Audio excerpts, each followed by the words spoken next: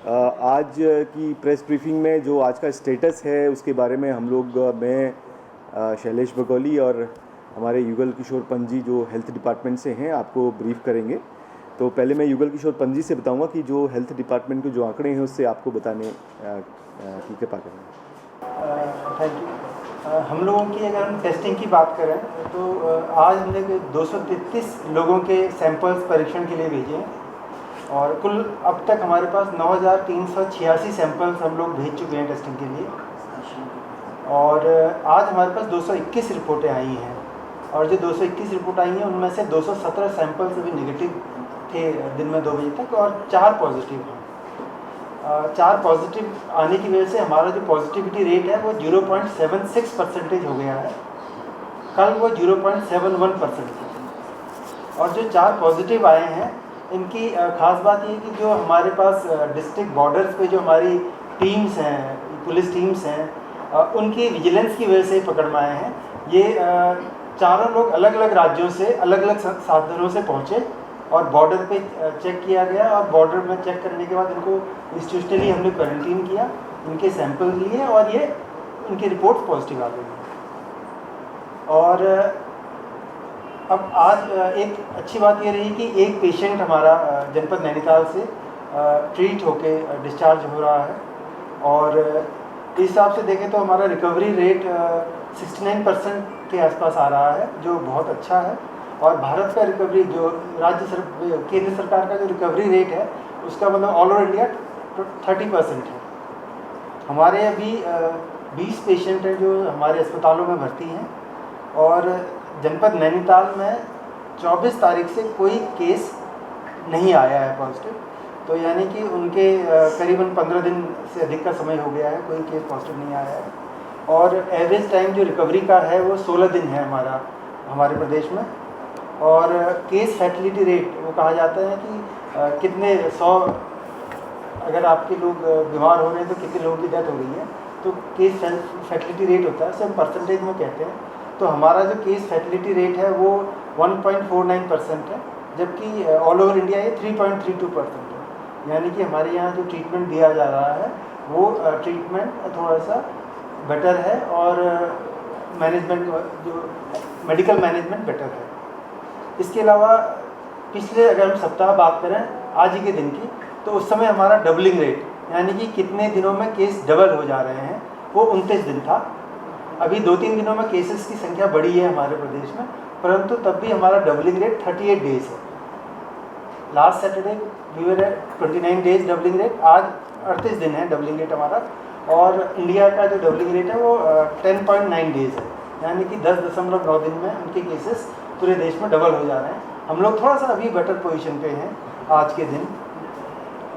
और हमारे पास जो कंटेनमेंट एरियाज थे वो 21 थे पहले, जिनको हमने हॉटस्पॉट कहते हैं, जो एरिया हमने फुली कम्प्लीटली जिसमें प्रोहिबिट किया गया था मूवमेंट, कंप्लीट लॉकडाउन किया गया था। एसेंशियल मेडिकल शॉप के अलावा कोई और शॉप नहीं खुल रही थी, वो 21 थी पहले, अब वो घट के 8 हो गई हैं। और एक और ख़ास बात ऑफ द रिकॉर्ड ही है, मतलब कोविड से रिलेटेड नहीं है, परंतु एक खास बात है कि अभी गवर्नमेंट ऑफ इंडिया ने SRS सर्वे जारी किया है। SRS जारी करती है गवर्नमेंट ऑफ इंडिया और उसमें इन्फेंट मोर्टेलिटी रेट प्रदेश का जो पिछले साल जब जारी किया था तो 32 था, यानी कि 32 डेथ्स पर 1000 लाइव बर्थ। IMR हमारा मतलब पिछली बार 32 था, इस बार 1 पॉइंट घट गया, 31 हो गया है। और इंडिया अगर ऑल ओवर इंडिया की बात करें तो IMR ऑल ओवर इंडिया पिछली बार 33 था, इस बार 32 हो गया है, यानी कि हमारा IMR इंडियन एवरेज से ठीक है और सुधार हुआ है उसमें। तो कितना बताया आपने IMR 31 पहले 32 था उत्तराखंड का? हाँ, और इंडिया का 32 था, पहले 33 था, 32 हो गया। सर एक चीज बता दी आपने कहा कि 4 दिन नहीं आए हैं, हाँ वो जो बाहर से आ रहे थे, हाँ, आज नहीं आज नहीं पकड़े गए। ये कुछ तो कल पकड़े गए, कोई कल पकड़ा गया, कोई परसों पकड़ा गया, वो अलग अलग दिन में पकड़े गए हैं। ये जैसे ये जनपद उधम सिंह नगर के चारों केसेस जनपद उधम सिंह नगर में हुए हैं और इनमें से 2 व्यक्ति तो एक मतलब दूर राज्य, मतलब बहुत पॉजिटिव राज्य मतलब महाराष्ट्र है, वहाँ से ऑटो रिक्शा में बैठकर आए, मतलब 4 दिन की 4 नाइट हॉल्ट करते हुए आए विभिन्न प्रदेशों में है। और बॉर्डर चेकिंग का पता नहीं, पर हमारे प्रदेश में जैसे पहुँचे तो हमारी विजिलेंट टीम्स ने उनको पकड़ लिया और क्वारंटीन कर लिया। एक हरियाणा से आया और एक गुजरात से आया।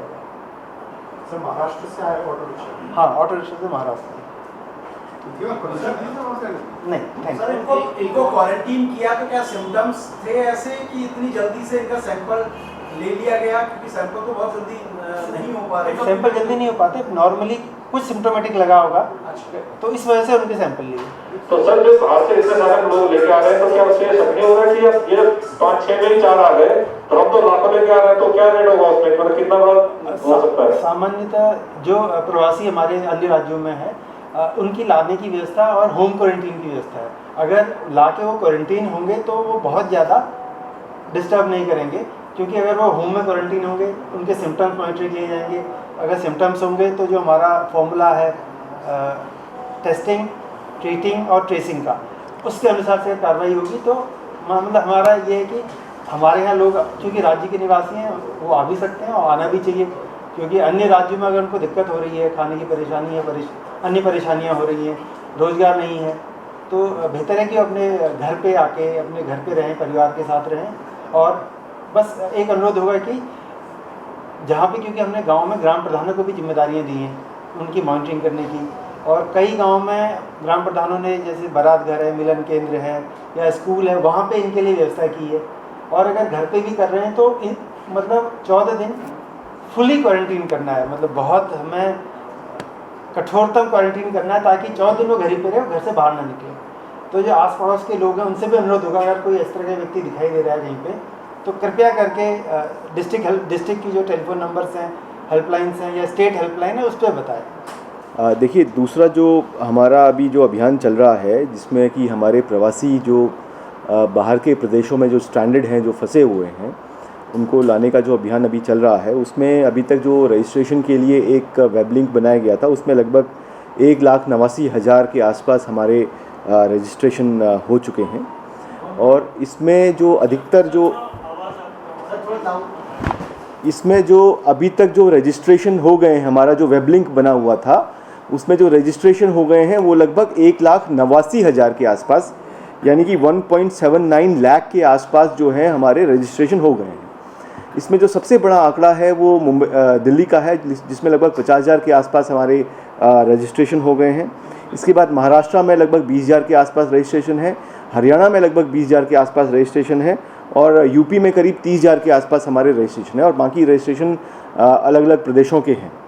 इसमें जो अभी तक जो लोग जो प्रवासी हैं जो अभी तक हमारे प्रदेश में आ चुके हैं, लगभग 23,794 उनका फिगर है जो अभी तक हमारे प्रदेश में आ चुके हैं। इनमें सबसे अधिक जो है हरियाणा से आए हैं 11,482, चंडीगढ़ से लगभग 4,838 लोग आए हैं, यूपी से 3,536 आए हैं, राजस्थान से 2,409 आए हैं, और इसी तरह से अन्य प्रदेशों से जो छुटपुट संख्या है वो अन्य प्रदेशों से भी आ रहे हैं।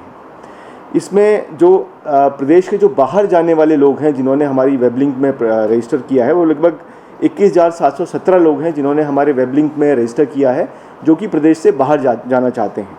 इनमें से लगभग 6,378 लोग ऐसे हैं जो कि प्रदेश के बाहर जा चुके हैं। इसके अलावा जैसा आपको पता ही है कि प्रदेश के अंदर भी जो इंट्रा स्टेट मूवमेंट है, एक ज़िले से दूसरे स्टेट में मूवमेंट है, वो भी चल रहा है।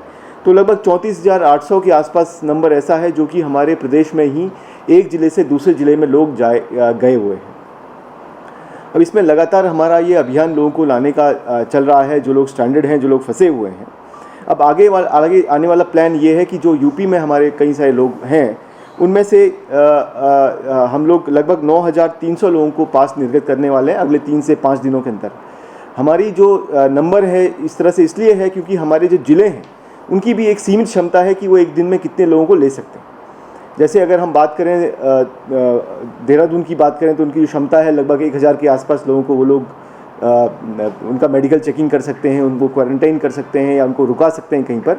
इसी तरह से हरिद्वार में कुछ व्यवस्था है, उधम सिंह नगर में कुछ व्यवस्था है, तो उसी के आधार पे लगभग 3 से 4,000 या 5,000 तक भी फिगर जा सकता है। इतनी हमारी व्यवस्था है जो हम एक दिन में लोगों को ले सकते हैं। इसके अलावा हम पटियाला से करीब 173 लोगों का आना प्रस्तावित है 11 तारीख को। 10 तारीख से हम लोग मध्य प्रदेश में जो उत्तराखंड के लोग फंसे हुए हैं, तो पहले चरण में हम लोग जो प्राइवेट गाड़ियों से आना चाहते हैं उनको पास दे रहे हैं। साथ ही साथ मध्य प्रदेश सरकार से बात कर रहे हैं कि किसी तरह से उनकी बस की आने जाने की व्यवस्था हम लोग कर सकें। और पंजाब से करीब फरीदकोट से लगभग 290 लोग अभी आने प्रस्तावित हैं, वो भी हमारे अगले 1-2 दिन में आने शुरू हो जाएंगे। इसके अलावा ये हम लोग रेलवे के लिए बहुत एक प्रयास कर रहे हैं, जिसमें हमने पहले से ही गुजरात में बात करें तो सूरत और अहमदाबाद से हमने ट्रेन चलाने के लिए रिक्वेस्ट किया हुआ है। पुणे से ट्रेन चलाने के लिए हमने रिक्वेस्ट किया हुआ है। बैंगलोर से ट्रेन चलाने के लिए हमने रिक्वेस्ट किया हुआ है, जिसमें संभवतः बैंगलोर से 11 तारीख को हमारी ट्रेन चलेगी, जो लगभग 1100-1200 लोगों को लेकर के यहाँ पर आएगी। उसके अलावा केरल से भी हमने ट्रेन के लिए हम लोग रिक्वेस्ट कर रहे हैं। आज ही हम लोग राजस्थान से भी ट्रेन के लिए बात कर रहे हैं। राजस्थान से हमारी सहमति हो गई है ट्रेन चलाने के लिए, तो राजस्थान से भी हम लोग ट्रेन चलाएंगे। सर ट्रेन को लेकर कंफर्मेशन आ गया क्या सेंटर से? देखिए अभी सिर्फ अभी जो है इसमें प्रक्रिया ये है कि पहले जो हम लोग रजिस्ट्रेशन हमारा होता है, जिन लोगों ने रजिस्टर किया होता है किसी पर्टिकुलर शहर में, मान लीजिए बेंगलोर में किसी ने रजिस्ट्रेशन किया हुआ है, तो उसमें से 1200 लोगों को हम लोग बताते हैं कि भाई ये 1200 लोग आना चाहते हैं वहाँ से। तो उसके बाद वेरिफिकेशन होता है कि वास्तव में ये लोग वहीं पे हैं या कहीं इधर-उधर निकल गए हैं या कहीं चले गए हैं, तो उनका वेरिफिकेशन होता है। उनमें से यदि 1200 से अगर 90% के आसपास भी लोग अपनी सहमति देते हैं कि वो आना चाह रहे हैं, तो उनकी फिर हम लोग सहमति उस प्रदेश को भेजते हैं। उसके बाद ट्रेन चलती है। जहाँ तक रेलवे से हमारा टाई अप पूरी तरह से हो गया है, और चूँकि हमारी सरकार ने ये निर्णय लिया हुआ है कि इस तरह के जो भी प्रवासी जो हैं, चाहे वो ट्रेन के माध्यम से आ रहे हों या हमारी सरकारी बसों के माध्यम से आ रहे हों, उनसे पैसा नहीं लिया जाना है। तो हमने रेलवे के पास आज ही जो है लगभग 50 लाख रुपए उनके पास एडवांस के तौर पे जमा कर दिया है, ताकि किसी भी प्रदेश से जो लोग आ रहे हैं उनको अपना टिकट न लेना पड़े और रेलवे सीधे उनसे पैसा न लेते हुए सीधे टिकट दे करके उनको ला सके। सर रेलवे से कितने ऐसे लोग हैं जिनका फिगर है कि वो उत्तराखंड वापस आएंगे, जो आप लोगों ने असेसमेंट? देखिए अभी तक जो हमने प्लानिंग किया हुआ है वो 8 ट्रेन का हमने रिक्वेस्ट किया हुआ, 8 रेक उसको बोलते हैं, 8 ट्रेन का रिक्वेस्ट किया हुआ है। तो लगभग ये 9600 लोग आता है। तो 9600 लोगों का प्लानिंग हो गया है, जो अगले हफ्ते भर के अंदर, अभी एग्जैक्ट डेट नहीं है, आज किसी पेपर में छपा था जिसमें उन्होंने डेट भी लिखी हुई थी, लेकिन वो डेट सही नहीं है। और हम लोग जब डेट तय होगा रेलवे के साथ बात करके और संबंधित प्रदेश के साथ बात करके, तो तब हम सभी को सूचित करेंगे कि इस डेट को हमारी ट्रेन चलेगी। और जो लोग आने वाले हैं उनको तो तत्काल हम लोग सूचित करेंगे कि इस तारीख को उनकी ट्रेन चलेगी। सर इसी पे मैं भी कह रहा था, क्योंकि महाराष्ट्र से कई लोगों के फोन आए हैं कि वहाँ भी एक मैसेज सर्कुलेट हो रहा है कि 10 तारीख से शुरू होगा। एक बार आप सर बाइट में क्लियर कर दीजिए कि अभी ट्रेन की कोई टिकट नहीं हुई है। अगर ऐसा कोई मैसेज है तो वो फेक मैसेज है। एक क्लियर मैसेज दीजिए। देखिए ट्रेन के बारे में अभी जो मैसेज सर्कुलेट हुआ है सोशल मीडिया में भी और मीडिया में भी आया हुआ है, जिसमें डेट लिखी हुई है कि 10 तारीख को इतनी ट्रेन चलेंगी, 11 तारीख को इतनी ट्रेन चलेंगी, वो न्यूज़ सही नहीं है। अभी सिर्फ एक 11 तारीख को हमारे पास एक इंडिकेशन आया है कि बेंगलोर से ट्रेन चलेगी, वो भी अभी एक इंडिकेशन है। इसके अलावा अन्य किसी प्रदेश से और रेलवे की तरफ से अभी कोई इंडिकेशन नहीं है कि किस तारीख को हमारी ट्रेन चलेगी। जब भी डेट तय होगी अगले 2-3 दिन में या 4 दिन में, तब हम सूचित सभी को करेंगे कि किस तारीख को हमारी ट्रेन चल रही है। ख़ास तौर पे जो हमारे प्रवासी जिन्होंने रजिस्टर किया हुआ है और वो ट्रेन से आना चाहते हैं, उनको तुरंत एक बल्क SMS के माध्यम से सूचित किया जाएगा कि किस दिन आपकी ट्रेन चलेगी, और हम मीडिया में भी उस चीज़ को बताएंगे कि किस तारीख को हमारी ट्रेन चलेगी। तो अभी कोई भी ट्रेन चलने का सिर्फ एक बैंगलोर का भी टेंटेटिव डेट है 11 तारीख को ट्रेन चलने का, उसके अलावा कोई डेट अभी तय नहीं है। सर बड़ी संख्या में लोगों को, प्रवासी उत्तराखंडियों को लाया जा रहा है, लेकिन सर एक वीडियो वायरल हो रहा है सोशल मीडिया पे, गुड़गांव और दिल्ली में कुछ लोगों को जो है वो परिवहन निगम की बस ने रोड पर छोड़ दिया है। तो इस तरह की वीडियो का संज्ञान आप लोगों ने लिया है?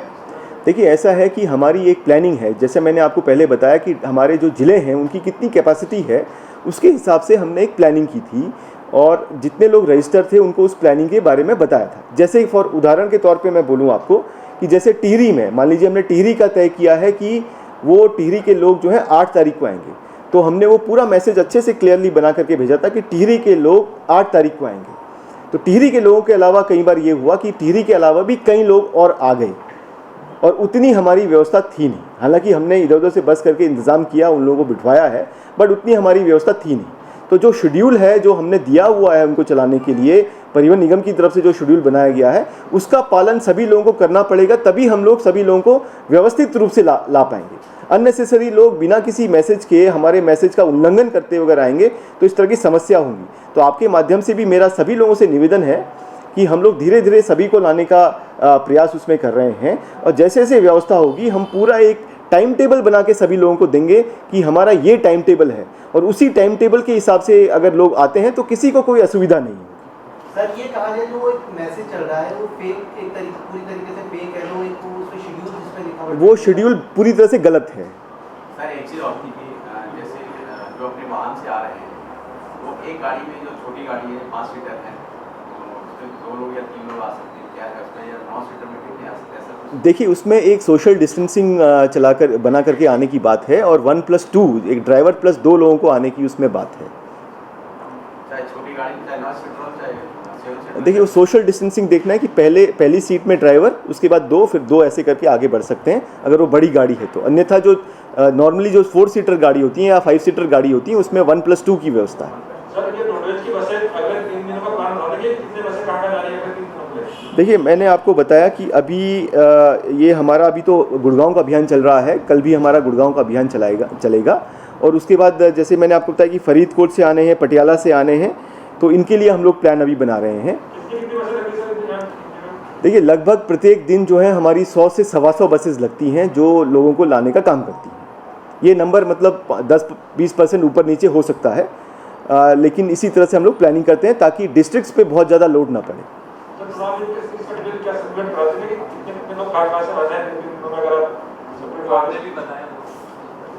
देखिए मैंने जो आपको बताया अभी कि कितने लोग आ गए हैं, वो मैंने अभी बताया कि हरियाणा से 11,482 लोग आ गए हैं, चंडीगढ़ से 4,838 लोग आ गए हैं, उत्तर प्रदेश से 3,526 लोग आ गए हैं, राजस्थान से 2,409 लोग आ गए हैं, पंजाब से 327 लोग आ गए हैं, गुजरात से 319 लोग आ गए हैं। इसी तरह से अन्य राज्यों से लगभग 800 लोग और आए हैं जो छोटे छोटे राज्य हैं।